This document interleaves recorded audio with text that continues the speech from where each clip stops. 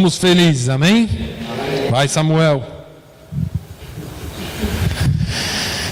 Amém. Bom, vamos abrir as nossas Bíblias, irmãos, em Jeremias, capítulo 18, Jeremias 18, que nós conhecemos muito bem, Jeremiah 18.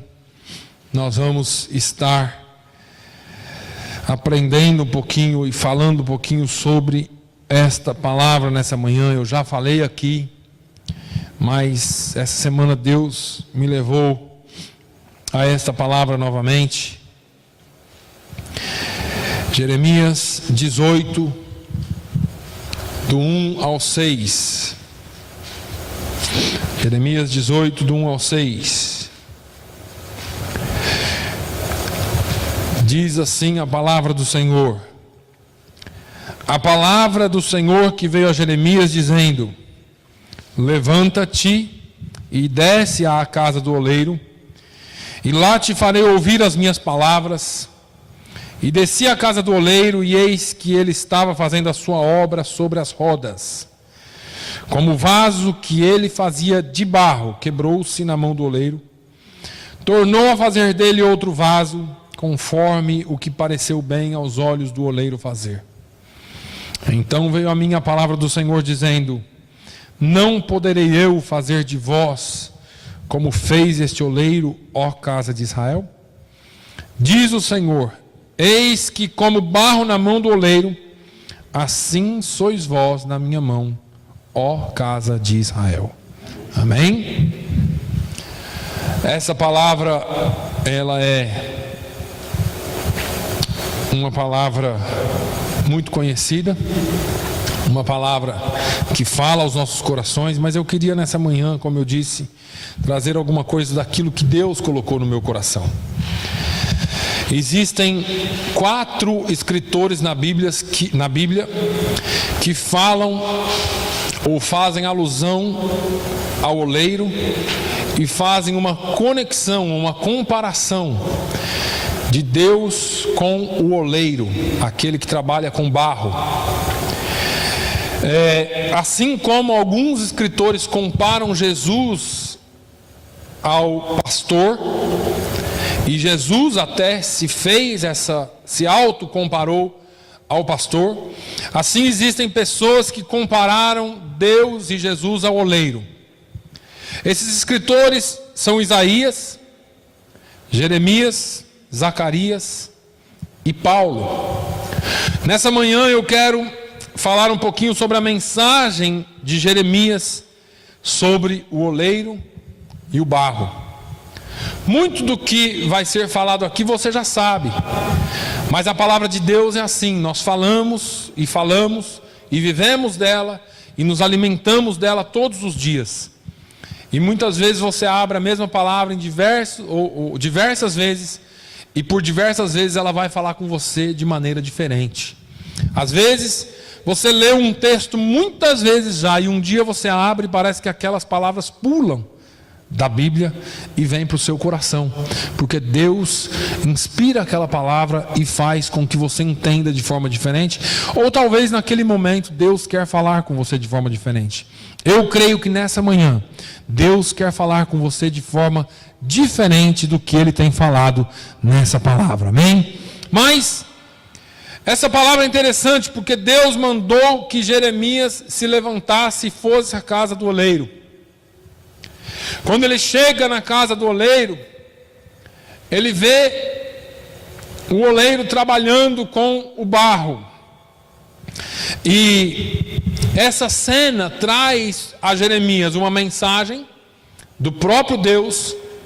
E eu creio que nessa manhã Deus tem também uma mensagem para nós através dessa palavra que ele falou com Jeremias. A Bíblia diz que no versículo 3, Jeremias falando: e desci à casa do oleiro, e eis que ele estava fazendo a sua obra sobre as rodas. Jeremias, eu queria que você tentasse chegar comigo na sua imaginação, na casa do oleiro, naquela olaria onde o homem está trabalhando. Talvez você vá entrar numa olaria e não vai ser um ateliê, porque existe uma diferença entre olaria e ateliê. O ateliê é aquele negócio fino que você vê nos filmes, na televisão, pessoas trabalhando tudo limpinho, tudo bonitinho, tudo arrumadinho. Mas naquela época, naquela cultura, naquele lugar, eu imagino uma casa do oleiro um pouco diferente. Talvez as paredes não fossem branquinhas como um ateliê, talvez não tivessem telas como dentro de um ateliê, mas talvez fosse uma casa de barro, uma casa rústica, onde tivesse alguns montes de barro ali para serem usados, onde tivesse alguns vasos já feitos, prontos para irem ao forno e serem queimados, e talvez desse lado de cá, talvez alguns barros já prontos para serem talvez pintados e preparados para irem para os seus destinos ou serem vendidos. E Jeremias talvez tenha tido toda essa visão, mas ele coloca a sua visão dentro daquilo que ele escreveu. Existia o barro nas mãos do oleiro sendo formado. O oleiro estava trabalhando com aquele barro. E eu quero que você entenda que todos nós somos formados e feitos da mesma matéria. Não existe nenhum super-homem, não existe ninguém diferente de ninguém. Não existe o porquê de eu e você termos orgulho em alguma coisa que fazemos. Ainda há menos de um mês atrás, nós enterramos uma irmã. Ontem, essa semana, domingo passado, eu cumprimentei uma irmã aqui, conversei com ela, e na terça-feira ela foi internada. E ela tem vindo lutando contra um câncer de pulmão e tirou metade de um pulmão e vem agora descobriram que ela tem 5 tumores na cabeça, no cérebro. E você fala assim, domingo passado ela estava aqui. E agora o médico falou para tomar a decisão. Se faz rádio ou se vai para casa morrer, vai morrer de qualquer jeito. Ninguém é melhor do que ninguém, e ninguém vai sobreviver para contar a história, meus irmãos, porque todos nós somos pó, e ao pó nós voltaremos. Quando você tem essa imagem, e é por isso que eu costumo dizer aqui, que o escritor aos Eclesiastes, eu repito isso quase todo domingo aqui, ele disse, olha, é melhor para mim, é o melhor para você, visitar a casa onde há luto, do que visitar a casa onde há festa. Porque onde há banquete é tudo alegria, e onde há luto, todos veem o final de todas as coisas. Todos veem o quão frágil nós somos. Eu acho que Deus levou Jeremias a esse lugar para mostrar a glória dele, mas também para dizer assim, olha, você é barro, e a minha casa, a casa de Israel, também é barro, e está em minhas mãos, e eu estou trabalhando com ela. A Bíblia diz que todos nós temos um coração mau e uma natureza pecaminosa. Jeremias diz que o coração é enganoso. Mais do que todas as coisas, quem o conhecerá? A Bíblia diz ainda que todos nós pecamos e destituídos fomos e estamos ou estávamos da glória de Deus. Romanos 3:23. Mas a Bíblia diz também que quando chegar esse dia, e nós não sabemos que dia é esse, eu já disse para os irmãos aqui, é como uma fila virtual. Cada um de nós recebemos um número. Lembra aquela fila virtual que tem nos mercados? Você vai comprar mortadela no Seabra e tira aquele númerozinho. Você está com um daquele lá na mão, só que a diferença é que você não sabe que número que é o seu. E um dia, Deus vai te chamar. E Ele pode dizer o número 25. E quando você menos espera, você é o 25. E chegou a sua vez de partir. E o que é que tens preparado? Como está a nossa vida? Porque um dia todos nós prestaremos contas. Porque um dia todos nós vamos prestar contas a Deus, e isso é o que diz Romanos, Paulo aos Romanos, no capítulo 14, versículo 12, de maneira que cada um de nós dará conta de si mesmo a Deus. Olha que interessante, cada um de nós. Não adianta eu me agarrar ao pastor e viver uma vida de qualquer jeito, porque o pastor vai para o céu e eu estou grudado nele. O dia que ele for, irmão, ele vai. E o dia que Deus chamar, você pode estar grudado no seu pai, na sua mãe, você pode estar alicerçado na fé de alguém, mas se você não tiver a sua fé alicerçada em Jesus, você vai prestar conta com ele um dia. E como estará a sua vida? Como vai ser o balanço das contas que você vai prestar com ele? Eu não estou dizendo que é fácil. Eu não estou dizendo que a sua vida é um mar de rosas, porque a Bíblia nos fala também que todos estão sujeitos à tentação. Jesus foi tentado, a Bíblia fala que ele foi tentado em tudo, como qualquer um de nós, mas ele não pecou. Mas a Bíblia fala que nós seremos tentados, mas o bom de tudo isso é que a palavra de Deus nos mostra que não veio sobre nós tentação senão humana, mas fiel é Deus que não vos deixará tentar acima do que podeis, antes com a tentação dará também o escape para que a possais suportar. Você diz assim: pastor, eu vou prestar conta a Deus, e todos nós vamos. Mas a vida não é fácil, a vida é uma vida de tentação. Mas a Bíblia nos mostra que não existe tentação proveniente de Deus. Existe provação, tentação não. Tentação é nossa, é da nossa carne ou é do diabo. Só que não existe tentação maior do que você possa suportar. E é por isso que você vai prestar conta, porque depende da minha e da sua decisão. O dia que Deus te chamar, Ele vai falar assim: nisso aqui você errou. E você vai falar assim: mas Deus, eu não consegui. Olha, todo mundo conseguiu, ou muita gente conseguiu. Eu estou só fazendo aqui uma ilustração para você entender.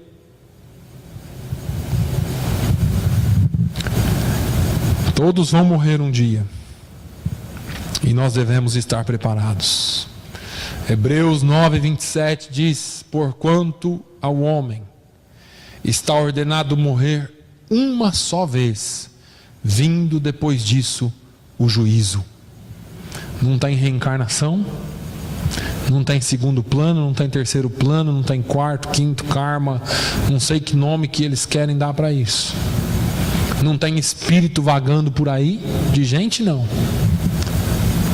Todos vão morrer uma só vez, e depois disso vem o juízo.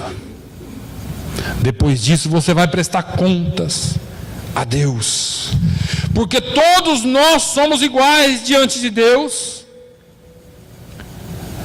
E eu quero que você entenda isso nessa manhã. O pastor não é melhor. Eu vou te dizer, a Bíblia diz que a quem mais é dado, mais é cobrado.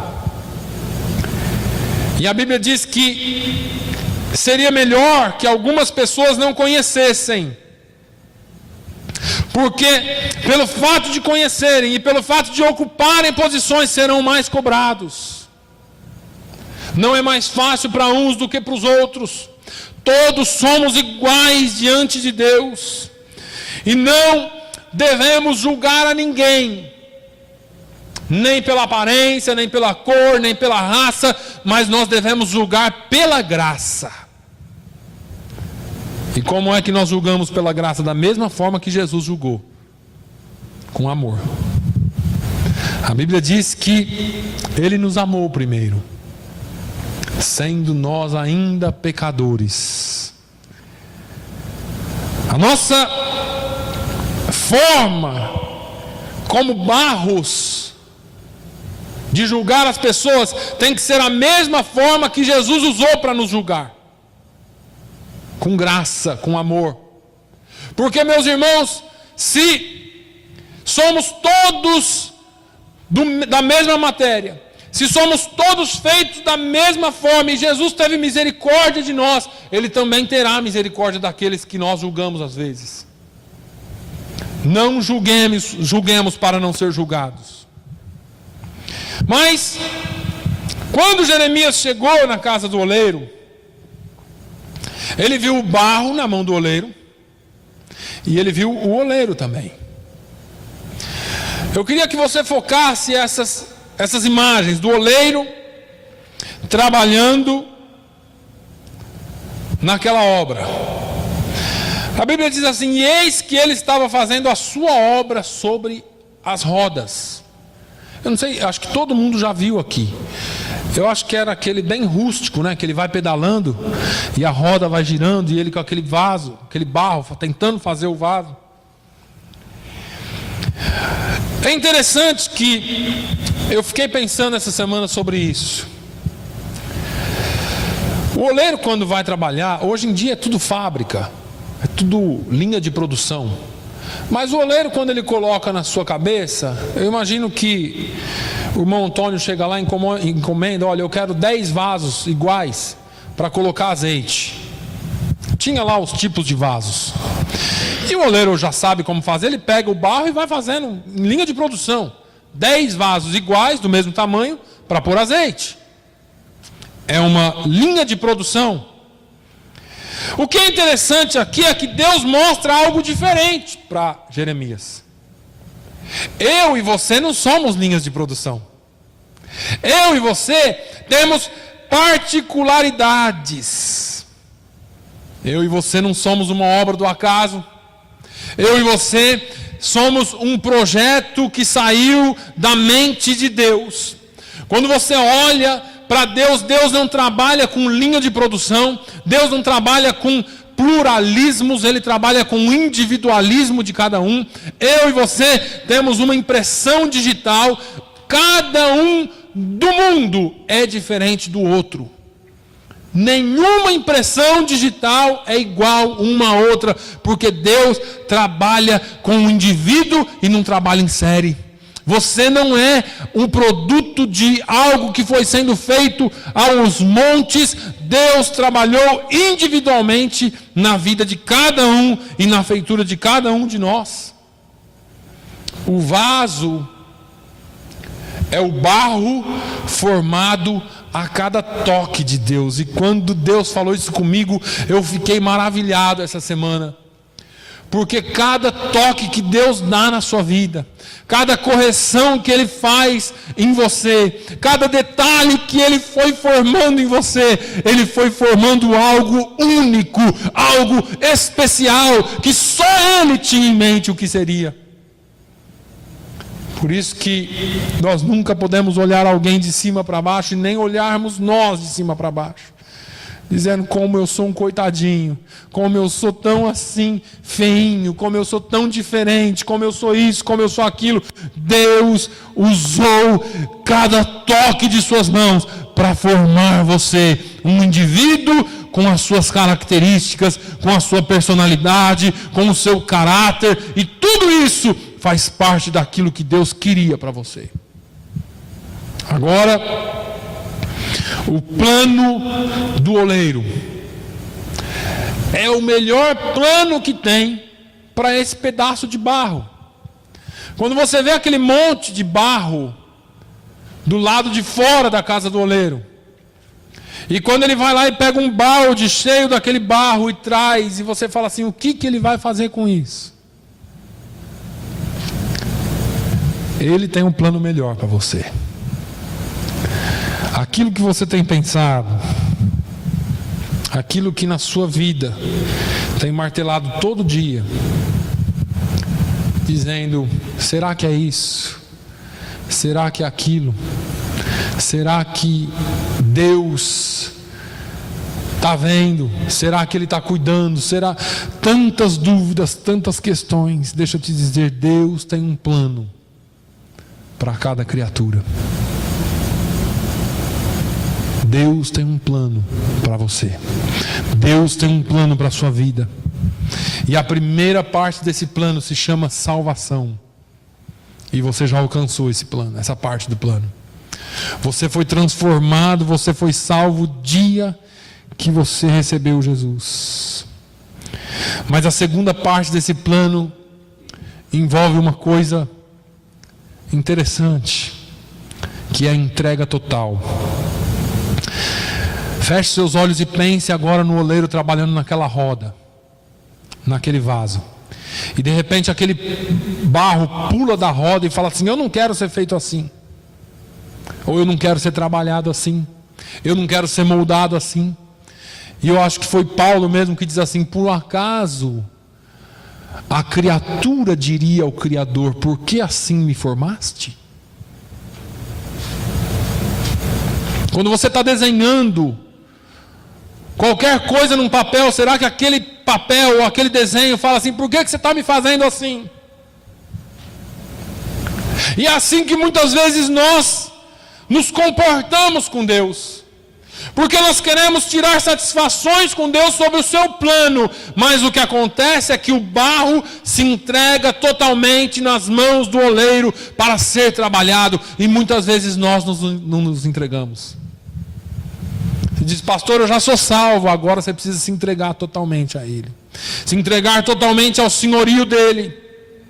A terceira parte desse plano é o cumprimento, e o cumprimento total dele revela o trabalho de Deus em nós, que só vai acabar o dia que nós formos para a glória.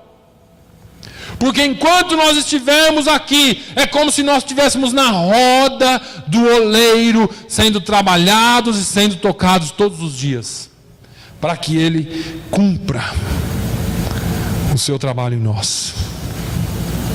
Muitas vezes, como eu disse, pessoas pensam: por que eu sou assim? Por que isso aconteceu comigo? Por que eu estou aqui? O que eu estou fazendo nessa posição? Efésios 2:10, Paulo escreve dizendo: porque somos feitura sua, criados em Cristo Jesus para as boas obras. E ele já disse isso, que existem vasos para honra e vaso para desonra. Eu e você, porém, somos vasos para honra, porque ele diz que nós somos feituras dele, criados em Cristo Jesus para boas obras, as quais Deus preparou para que andássemos nela, ou nelas. Nós somos como obras de arte de Deus. Irmãos, a pior guerra, ou talvez a maior batalha que o diabo tente travar na sua mente, é de que você não é, ou não tem o valor necessário, ou o devido valor, ou você não é ninguém, ou você é alguém, é uma sub-raça, ou um subproduto da vontade de Deus. Você acha mesmo isso? Que Deus te criou, Deus te formou, Deus te trouxe até aqui, te deu uma família para que você fosse tratado ou se tratasse como um subproduto de Deus ou de alguém? A Bíblia fala, e Pedro fala em 1 Pedro 2:9, mas vós sois a geração eleita, o sacerdócio real, a nação santa, o povo adquirido, para que anuncieis as virtudes daquele que vos chamou das trevas para a sua maravilhosa luz. Você não é um subproduto, você não é só mais um, você é geração eleita. Você foi eleito. Você era um desses que pertenciam ao PPP, ao Partido dos Pecadores Perdidos. E um dia ele te achou numa encruzilhada da vida. O voto era 50% para cá e 50% para lá. Metade disse que você podia e metade dizia que você não podia. Mais pesado estava na balança a parte que você não podia. Mas alguém com poder de voto de Minerva, aquele voto que decide, votou e elegeu você, e por isso você é geração eleita, você é povo santo, você é sacerdócio real, você é povo adquirido, você é nação santa. Não se julgue menos do que você é. Nas mãos dele você é tudo isso, porque foi ele mesmo quem te escolheu, porque foi ele mesmo quem te elegeu, porque foi ele mesmo quem te enxertou. A Bíblia diz que nós éramos jambuzeiro bravo, e aí você foi enxertado na oliveira verdadeira. Aleluia. Jesus, com sua morte, Paulo fala que nós fomos recebidos por filhos. Jesus, em João 15, diz que agora ele não vai nos chamar mais de servos, mas tem-vos chamados de amigos, porque o servo não sabe o que faz o seu senhor, mas um amigo sabe. Nós fomos chamados para caminhar lado a lado com ele. Somos obras de arte, mas você é uma obra na roda. Enquanto você está aqui nessa roda, significa que estamos em obras. Já viram aquela plaquinha em obras? Mocinho com a pá? Em obras. Enquanto você está na roda, você está em obras. Jesus, o oleiro, está trabalhando na sua vida ainda. E essa roda significa ou fala das circunstâncias da vida, de momentos em que você vai estar na roda sendo formado e vai precisar ser trabalhado. E às vezes nós passamos por problemas ou por circunstâncias que nós nunca imaginamos. Mas para que você conheça o coração do oleiro com relação a você, você precisa passar pela cruz, e isso você já fez. Mas para que você conheça as mãos do oleiro, você precisa ter o toque dela e conhecer as cicatrizes dele. A Bíblia fala que você está nessa roda, sendo trabalhado, e fala que você está nas mãos do oleiro. Eu entendo que, por mais difícil que seja a situação, eu e você não podemos sair das mãos dele. Enquanto você estiver nas mãos do oleiro, você está seguro. Porque o que acontece é que no versículo 4 ele diz assim: como o vaso que ele fazia de barro quebrou-se na mão do oleiro, tornou a fazer dele outro vaso, conforme o que pareceu bem aos olhos do oleiro fazer. É interessante que, enquanto você está ali na roda, e eu até procurei na internet alguns vídeos, e você pode achar alguns vídeos, o oleiro fazendo o vaso e de repente ele dá uma entortada e quebra todo. Aí ele tem que pegar e começar tudo de novo.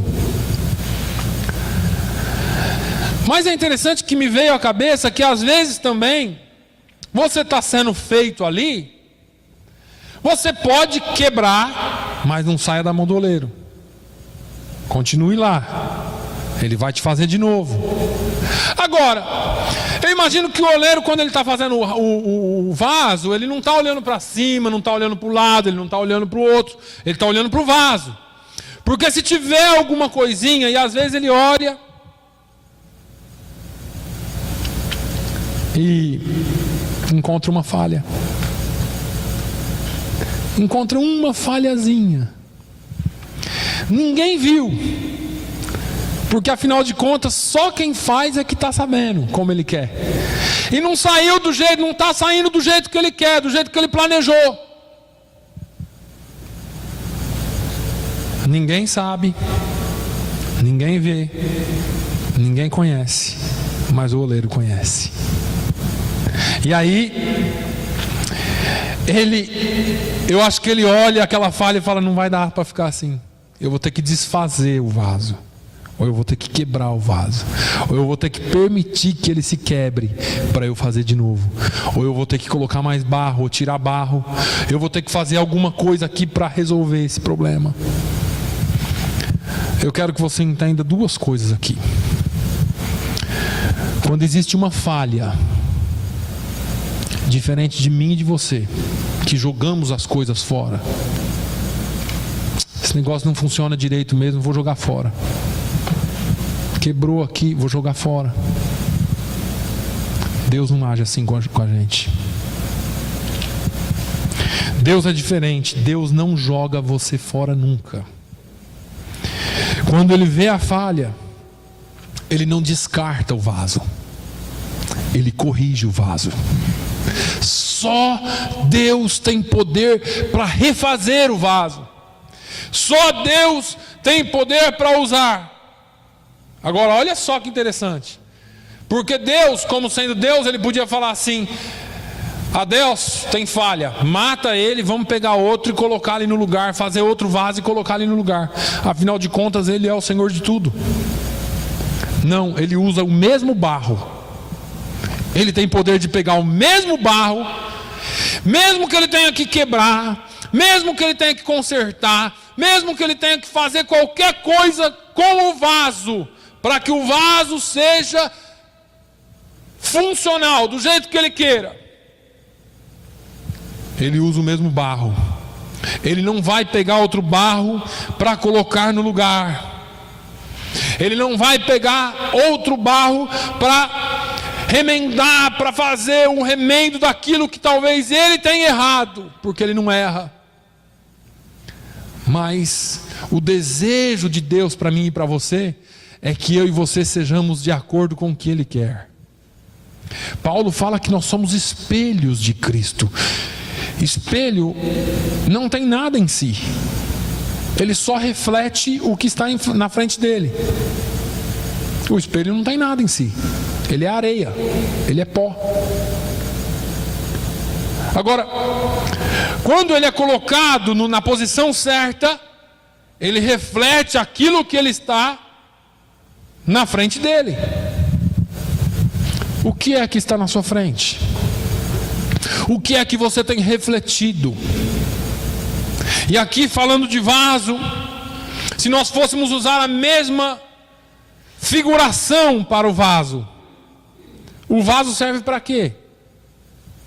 Talvez para colocar um enfeite dentro, talvez para colocar alguma coisa, armazenar alguma coisa dentro. Sem um enfeite, talvez esse vasinho aqui seria nada. Você ia olhar daí e falar assim: nossa, que coisa xoxa, sonsa, não tem graça. Colocaram uns negocinhos ali e não tem nada dentro, coisa feia. Mas quando você coloca flores, quando você coloca enfeite, dá graça, fica bonito. Se você tem um monte de vaso lá na sua casa, na prateleira da sua casa, sem nada dentro, podia ter arroz, feijão, jabá, qualquer coisa lá, mas não tem nada. E chega a visita e você procura qualquer coisa, lá não tem nada. O vaso só está lá ocupando espaço. E é assim que muitas vezes acontece com a gente.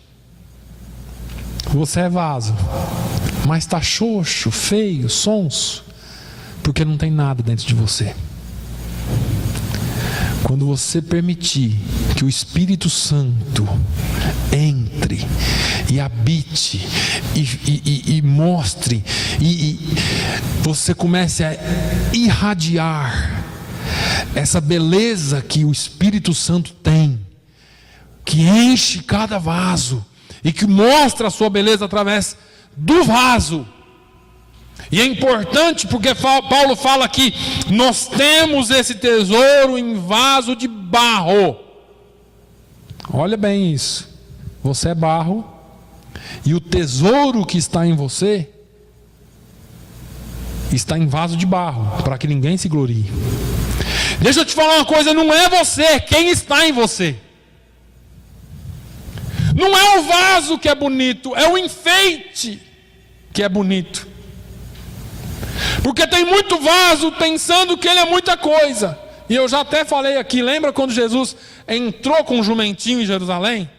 Jesus montou no jumentinho e entrou com o jumentinho em Jerusalém. E todo mundo dizendo, hosana ao que vem em nome do Senhor Jesus, hosana. E eu acho que o jumentinho estufou o peito e falou, é para mim esse negócio.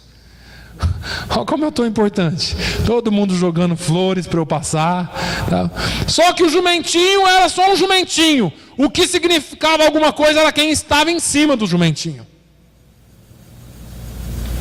Tem hora que nós somos um jumentinho, irmãos, pensando que somos alguma coisa, mas sem Jesus na nossa vida nós não somos nada.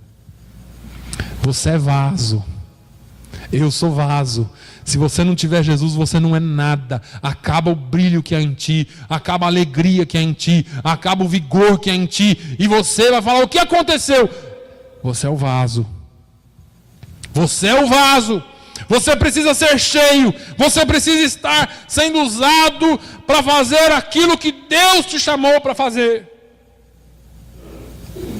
E quando ele refez o vaso, a Bíblia é interessante, a Bíblia diz que ele se agradou, conforme ele tornou a fazer dele outro vaso, conforme o que pareceu bem aos olhos do oleiro fazer. Agora ele pega você, ele vê aquela falhazinha, ele conserta daqui, e você sabe que o conserto é sempre dolorido, né? Conserto nunca é fácil, ele dói de algum jeito. Quando o carro quebra, dói porque fica na rua a pé e dói no bolso. Agora, quando é coisa para se fazer assim, quando você se coloca no que é para moldar, eu acho que dói na carne. Às vezes dói nas emoções, às vezes dói na saúde, às vezes dói na falta de alguma coisa, às vezes dói numa espera prolongada, às vezes dói em algum lugar que você não queria que doesse. Nós queríamos estar confortáveis sempre, irmãos. Chegar e está tudo certo, tudo acontecer da noite para o dia, mas Deus tem que trabalhar o vaso. Se for tudo do jeitinho que o vaso quer, não dá certo, porque não é agradável aos olhos dele. Porque se você tiver tudo do jeito que você quer, você vira um filho manhoso. Sabe filho que você dá tudo que ele quer? Aí ele acha que quando ele quer e você não pode, você tem a obrigação de dar. Por isso que pai e mãe nem sempre dá tudo que os filhos querem. E algumas vezes você faz sacrifício maior do que você podia para fazer aquilo.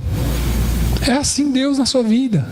Tem hora que você precisa ser acertado e Deus vai te acertar. Tem hora que Deus precisa consertar o vaso, Ele vai consertar. E eu vou dizer para você, talvez você esteja passando por esse processo agora, mas não se preocupe e não se desespere. É a mão do oleiro trabalhando na sua vida. E quando ele trabalha, irmãos, ele é perfeito. E sabe por que ele é perfeito? Porque a Bíblia diz que ele faz aquilo que parece bem aos seus olhos fazer. O oleiro quer olhar para você e vai falar assim, está do jeitinho que eu queria. Era assim que eu queria o meu povo. Era assim que eu queria meu filho. Era assim que eu queria minha filha. Deus sabe trabalhar na sua vida como ninguém.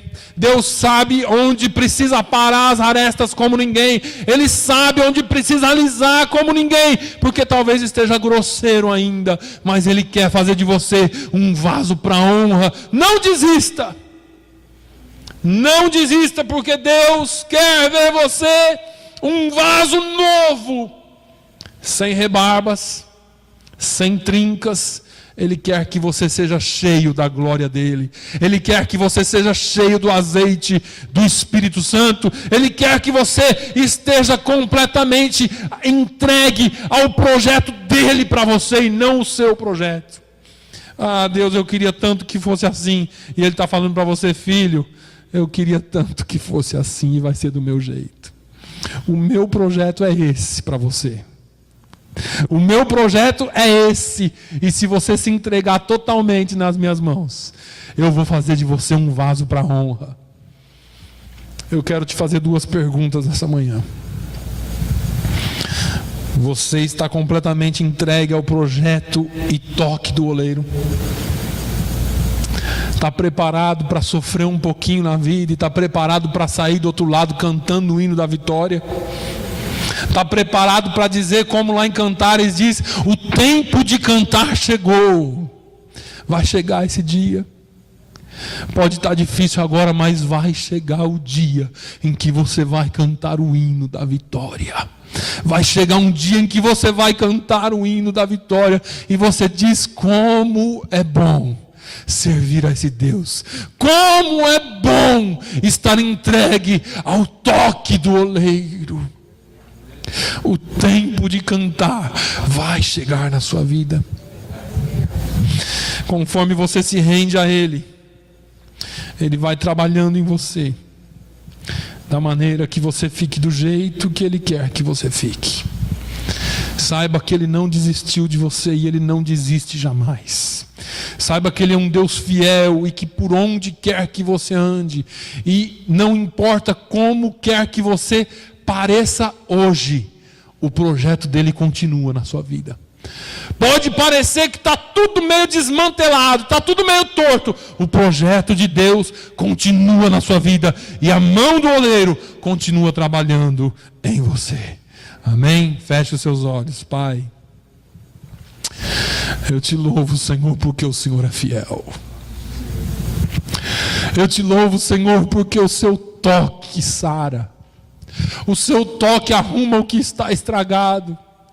O seu toque tira trincas, tira rachaduras, tira coisas tortas da nossa vida. Eu te louvo porque um dia, Senhor, nós poderemos dizer que o seu projeto foi cumprido em nós. Oh meu Deus, às vezes nós queremos que o Senhor realize os nossos sonhos. Mas eu quero te pedir nessa manhã um pedido difícil para muitos. Eu quero que o Senhor realize os seus sonhos em nós. Às vezes nós queremos ser aquilo que nós queremos ser ou planejamos. Mas eu quero que o Senhor faça aquilo que o Senhor planejou para cada um de nós. Os seus planos são melhores. O teu plano é excelente. A tua palavra diz que os teus caminhos são mais altos que os nossos caminhos, e os teus pensamentos muito mais altos do que os nossos pensamentos. A tua palavra diz que pensamentos de paz eu tenho sobre ti, e não pensamentos maus. Senhor, o Senhor tem o melhor para nós. O Senhor disse, ó Deus, que o Senhor tem o melhor para nós. Pai, que o teu toque nessa manhã possa curar. Que o teu toque nessa manhã possa consertar o que está quebrado. Que o teu toque nessa manhã possa, Senhor, ainda que seja necessário refazer o vaso, refaça, mas que ele venha para a tua presença e sirva de vaso para a honra. Eu oro, Senhor, por aqueles que um dia estiveram aqui na tua presença. Hoje são vasos quebrados, mas eu te peço, Senhor, que o Senhor torne a pegar e a tomar esses vasos em suas mãos, consertar as suas rachaduras, e que eles voltem a ser vasos de honra na sua presença. Senhor, eu sei que o dia de cantar vai chegar, porque nós somos feituras suas, nós somos nação santa, geração eleita, povo adquirido, sacerdócio real. Senhor, o Senhor nos escolheu, o Senhor nos amou primeiro. Por isso nós éramos ainda barros, sem forma, oh meu Deus, um monte de coisa que ninguém dava valor, porque um monte de barro não tem valor. Mas nas suas mãos nós nos tornamos vasos para a honra. E eu te louvo pelo teu amor. Muito obrigado, Senhor, pelo teu trabalhar em nós. Muito obrigado, Senhor, porque mesmo quando está dolorido, nós sabemos que o Senhor está no controle. Visita o coração de cada um nessa manhã. Entra onde precisa entrar, ó Deus, com providência. Existem clamores aqui nessa manhã, e respostas e perguntas que precisam de respostas. Responde pela tua palavra e pela tua misericórdia nessa manhã. Meu Deus, que o Senhor se agrade de cada um aqui, meu Deus, e que nós possamos sempre estar em Tuas mãos, para a honra e glória do Teu nome. Faz de nós vasos novos, e que nós possamos cantar o hino da vitória. Possamos cantar o hino da vitória. Possamos cantar o hino da vitória no nome de Jesus. No nome de Jesus eu oro, nos dê uma boa semana na Tua presença. Que o Senhor possa cumprir o Seu querer em nós. Leva-nos em paz, ó Deus, e que essa semana seja uma semana abençoada. Aqueles que vão viajar, Senhor, nos leve em paz e nos traga em paz. Que também os nossos filhos e família, esposas aqui, Senhor, fiquem debaixo da Tua segurança, no nome de Jesus. Amém e amém. Que o amor de Deus, a graça do nosso Senhor e Salvador Jesus Cristo, a comunhão e a consolação do Espírito Santo de Deus seja com todo o povo de Deus, hoje e sempre. Todos digam amém.